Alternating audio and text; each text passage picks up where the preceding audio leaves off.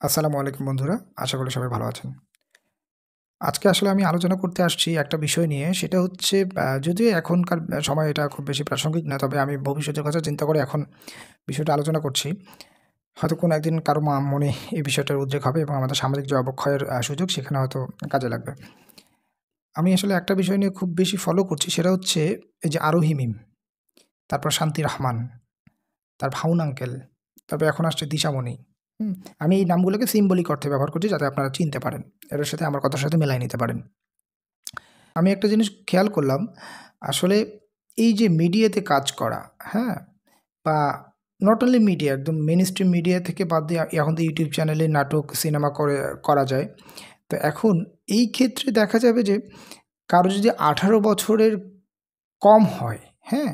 ১৮ বছরের কম হলে কেউ কোনো স্ট্রিমেই কাজ করতে পারবে না। কোনো অ্যাডাল্টারি সিনে অভিনয় করতে পারবে না।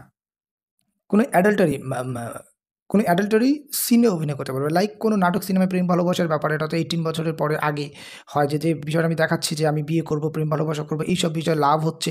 এই বিষয়গুলো আসলে শেয়ার করা উচিত না। কোনো স্ট্রিমেই শেয়ার করা উচিত না। YouTube, Facebook কোনো ভিডিও কনটেন্টেই এটা শেয়ার করা উচিত না এবং মেইনস্ট্রিম মিডিয়াতে তো এটা আসবেই না। আমরা দেখলাম আরও এই মিম দেখা গেলো প্রেম ভালোবাসার নাটক করতে, করতে সে এখন বড় হয়ে গেল। পিচ্চি মেয়েটা বড় হয়ে গেছে। শান্তি রহমান নাচতে, নাচতে বড় হয়ে গেল।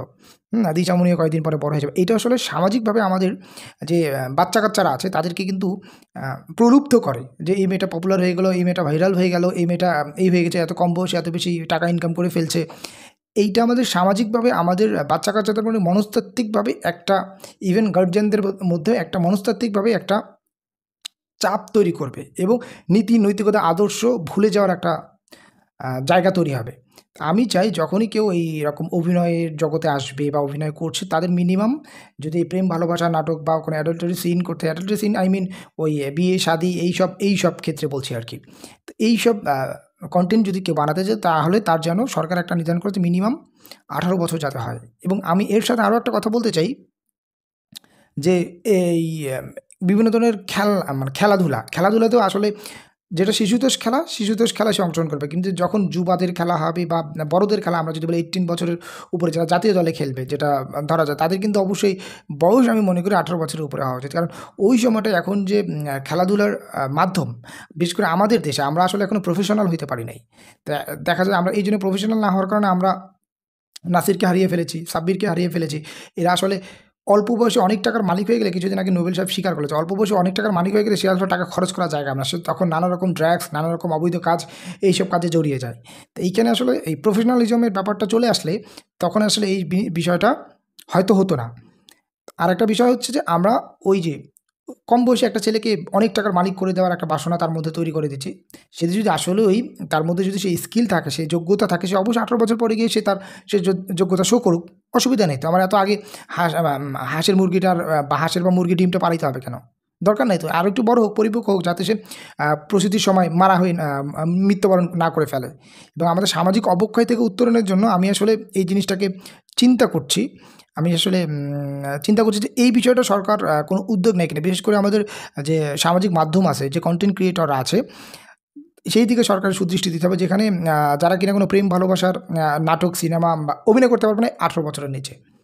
এই জিনিসটা যাতে সরকার দেখে। অনেক সময় দেখে রম্য রচনা আমরা দেখি, রম্য নাটক দেখি যে পিচ্চি, পিচ্চি বাচ্চা পোলাপান প্রেম ভালোবাসার গল্প করে বিয়ে-শাদী, বউ হাসব্যান্ড ওয়াইফের নাটক ইত্যাদি করে বের হয়, দেখায় বা হয়তো রম্য নাটকের মতোই যে বা হচ্ছে যে আমরা যদি বলি যে তারা এমন একটা কনটেন্ট হাসির কনটেন্ট আরকি, হ্যাঁ?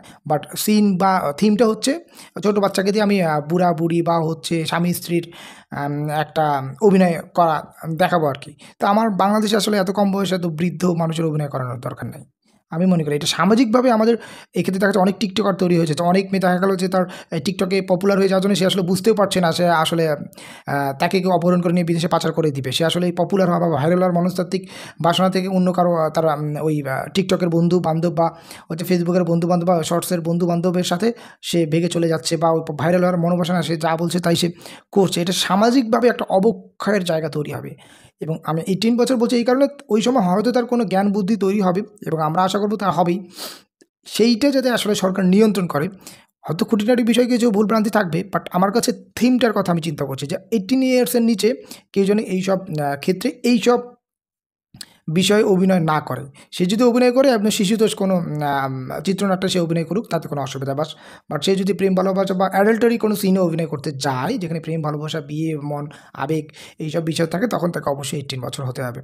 আশা করি সবাই বিষয়টা বুঝতে পেরেছেন এবং বিষয়টা মাথায় রাখবেন এবং খেয়াল রাখবেন। আমি আশা প্রত্যাশা করি এখন যে যার মতো অপিনিয়ন দিতে পারেন। এটা আমার বক্তব্য আরকি। ধন্যবাদ সবাইকে।